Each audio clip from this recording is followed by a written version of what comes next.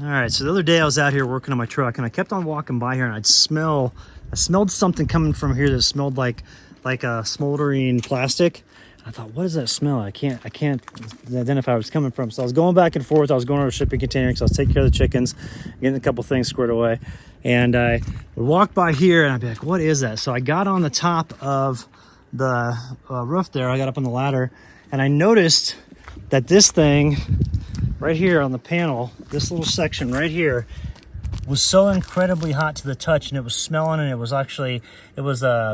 some smoke coming up from it, so it looked like it was about ready to catch on fire. So what I did was I immediately unplugged it. I doused it with wood. You can see where some areas where it was really small, or doused it with water.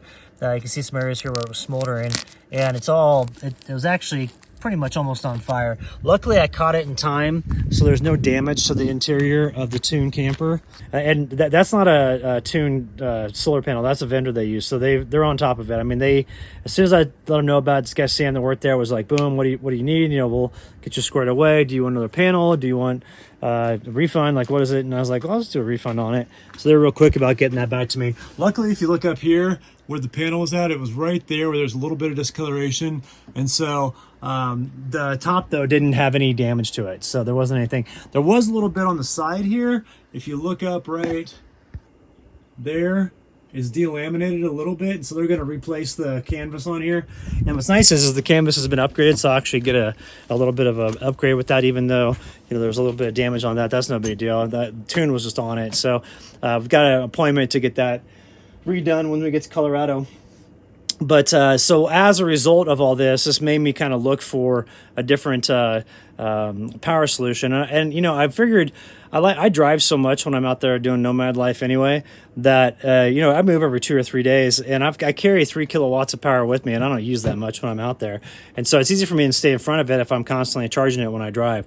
A nice thing about this too is that even the areas where we're going to go camp, even when it's cloudy, driving around, it'll still charge. So I'm thinking that I may put a panel over the top, but I don't know. We'll see.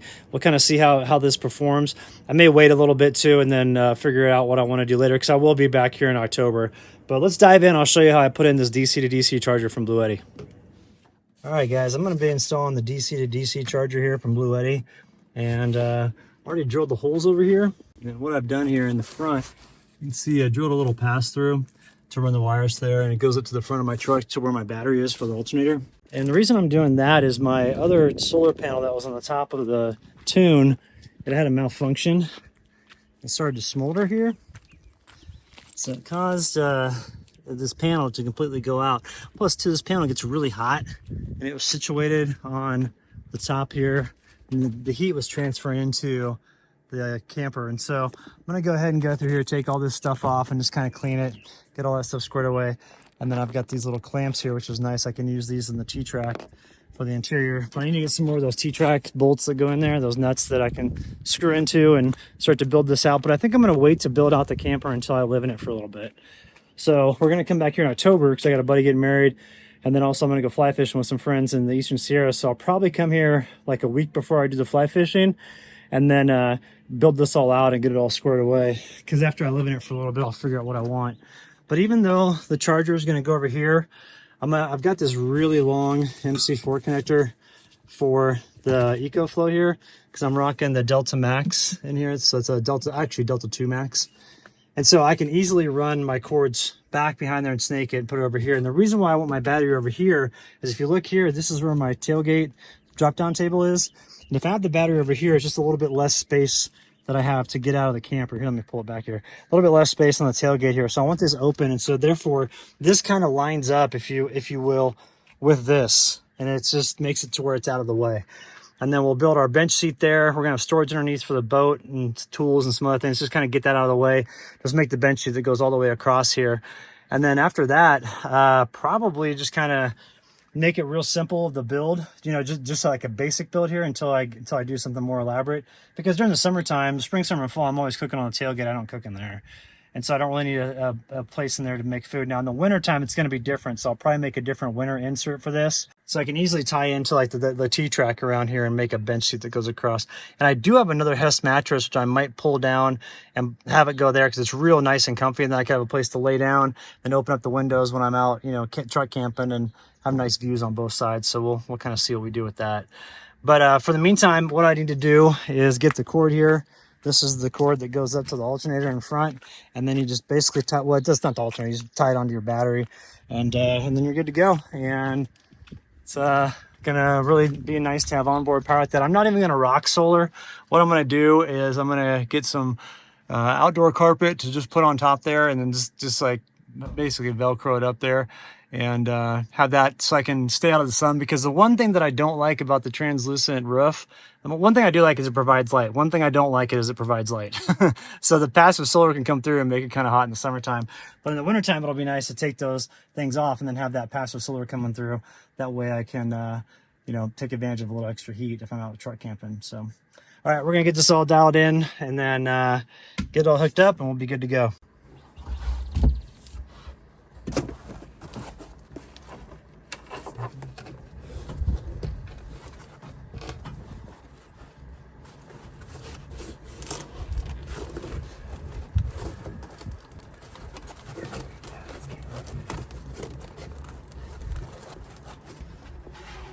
All right, so here are the inputs, like the power input. Just go on these little deals here and you just tighten them down. And then the output, and then it's got the MC4 connectors here, which I would just plug into the MC4 connectors that I have. That plugs in the EcoFlow, and then we're good to go. So this is a really simple install. I'll make it pretty easy. So I'm just going to mount this right here like that, and then have this come around for the negative and positive, and have the negative go out here. And then eventually we're going to have a bench seat over here, so this will be all underneath here. Then if I want to, I can tuck the battery underneath here as well. So, but real easy install, and really excited to get this going. I'm excited to not have to worry about solar. And when I drive places, I drive enough when I'm out there truck camping where I can just use this DC to DC charger.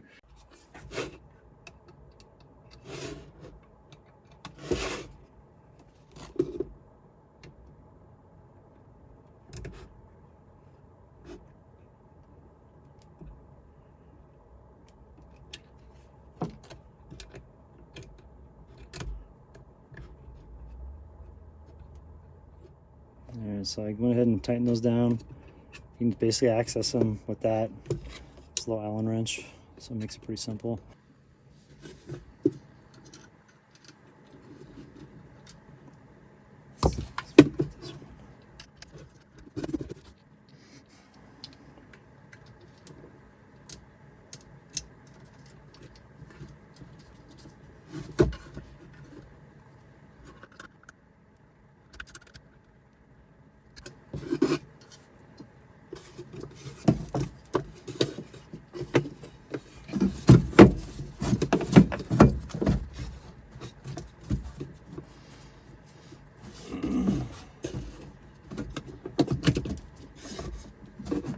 Drill some holes in there. I think it's going to be easier to work those in there.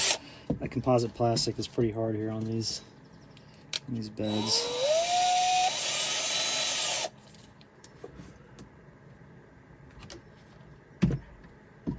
Damn, baby girl.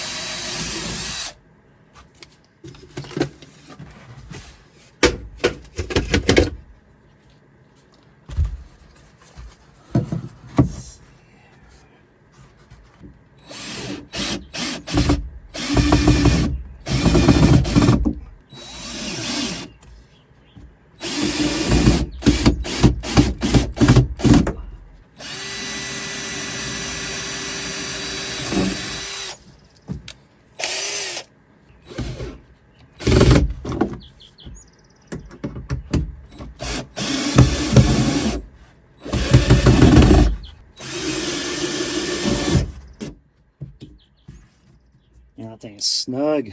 Love it. It's a cool looking mount too. And just plug these in like this. And then this is a little fuse for it, so you can, it's off right now, and then you turn it on and turn, that's when it's red. So that's where it's off right there. I think I'll just leave that tucked right there. There's no reason to make a special mount for it or anything.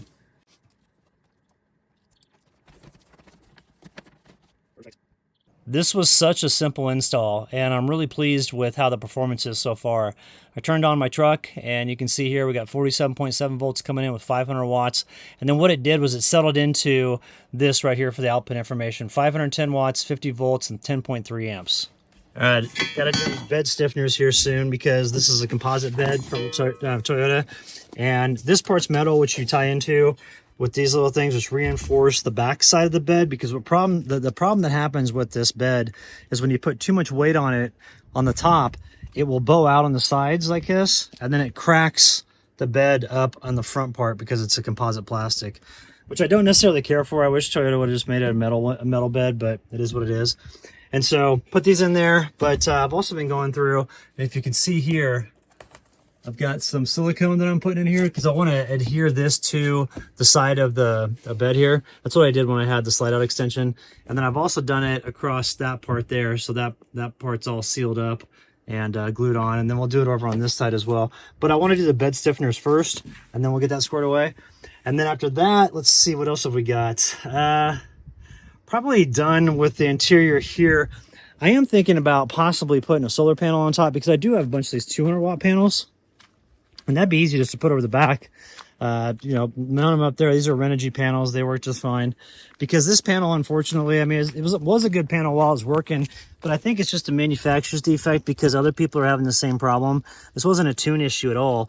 It was actually just a problem with the panel. And then I will have to say, tune was on it. I mean, they immediately started taking, just immediately took control of this, gave me a refund, gave me a bunch of options, and I got to choose from, I chose for a refund. And then they set up a time to repair the canvas on the topper, because where the hot part was that was coming down to the ceiling there, it did kind of delaminate the material a little bit just right underneath there. So they're going to go ahead and replace that. So I'm really pleased with Tune. I don't have anything bad to say about them. I did a good job. But going to continue working on the truck and get it all dialed. The goal is to be gone hopefully by the end of next weekend. My neighbor is going to be up here, and then I can transfer the chickens over to him. And so just going to work all week on getting the truck dialed, and then hopefully, you know, if everything falls in place, we can be out of here by like Sunday, which would be fantastic. And I cannot wait to get on the road. Meadow's going to have a blast. We're taking our little boat with us, a little inflatable boat, to go fishing in a bunch of different spots.